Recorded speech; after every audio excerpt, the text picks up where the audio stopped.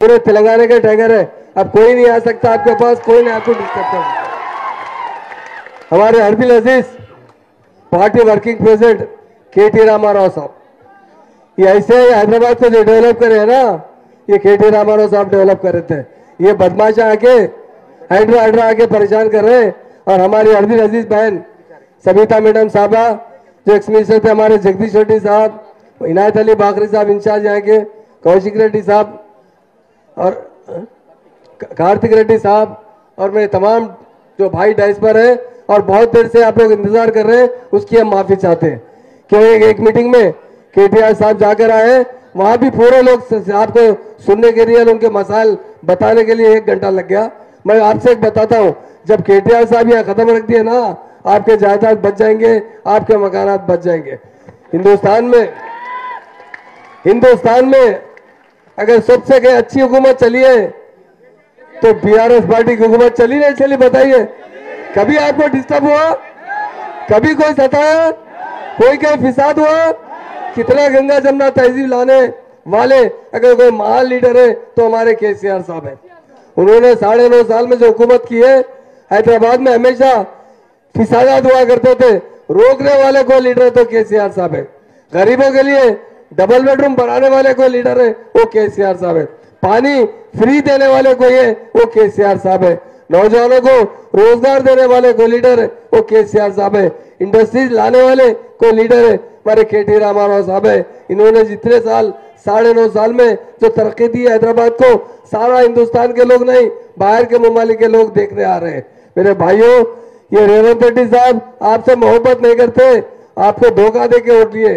KTR साहब से बताइए क्या क्या स्कीमों का ऐलान किए, वो हमेशा पूरे के पूरे शुरू से आखिर तक झूठ पे, आज गरीबों को सता रहे, गरीबों को बर्बाद कर रहे। आप जानते हैं मूसी रिवर को डेवलप करने की बात आपने ही केसीआर साहब ने कहा था, उसके लिए उन्होंने 15,000 मकानात भी बनाए थे, मगर आप लोगों को डिस्टर्ब करने वाले नहीं थे। जो मूसी नदी के अंदर कंपाउंड वाल के अंदर जो लोग रहते हैं, उन्हें अलग मकानात बना के देने की बात की थी।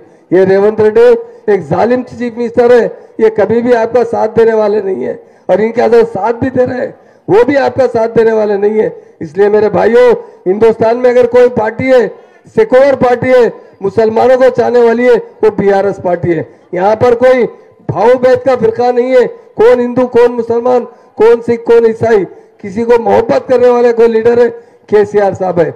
इसलिए आपसे मैं गुजारिश करता हूं, अब केटीआर साहब यहाँ आ गए ना, कोई आपका बाल भिंगा नहीं कर सकेगा, मैं गारंटी से कह रहा हूं। कोर्ट में भी हमारे बीआरएस की तरफ से डाल दिए स्टे के लिए, जहां नहीं सुप्रीम कोर्ट तक भी जा सकते हैं। और केटीआर साहब एक डायनामिक लीडर है, हैदराबाद को सारे इंडिया में नंबर 1 सिटी बनाए, सारे लोग आगे देख रहे हैं, मगर कभी एक आदमी को बर्बाद नहीं किए, किसी को आबाद किए और बर्बाद नहीं करने वाले कोई लीडर है, वो केसीआर साहब है।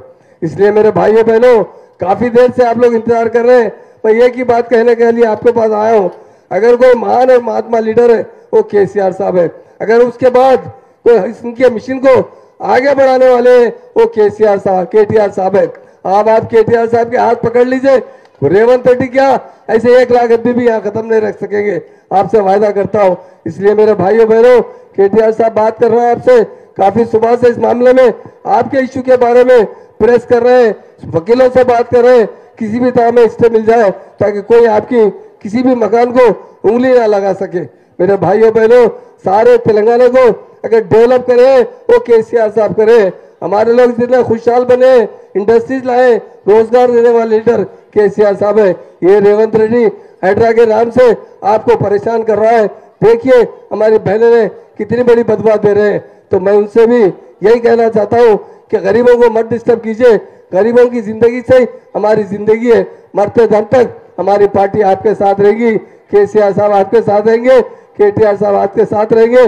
जब ये खत्म रख देंगे, यकीन से कहता हूँ, अब कोई आपका कोई नहीं बिगाड़ने वाला कोई नहीं रहेगा, हमेशा ये आपके सामने रहेंगे, हमेशा हर तरीके से आपकी हिफाजत करेंगे, आपके मकानों की हिफाजत करेंगे। मैं केटीआर साहब का दिल की गहराई से शुक्रिया अदा करता हूँ।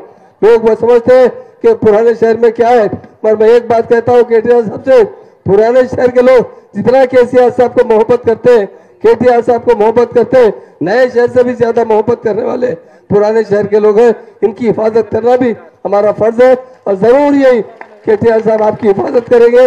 आज आपके पास आ गए, आप देखिए इंशाल्लाह आने वाला वक्त आपके साथ रहेगा, हर तरीके से आपकी मदद की जाएगी।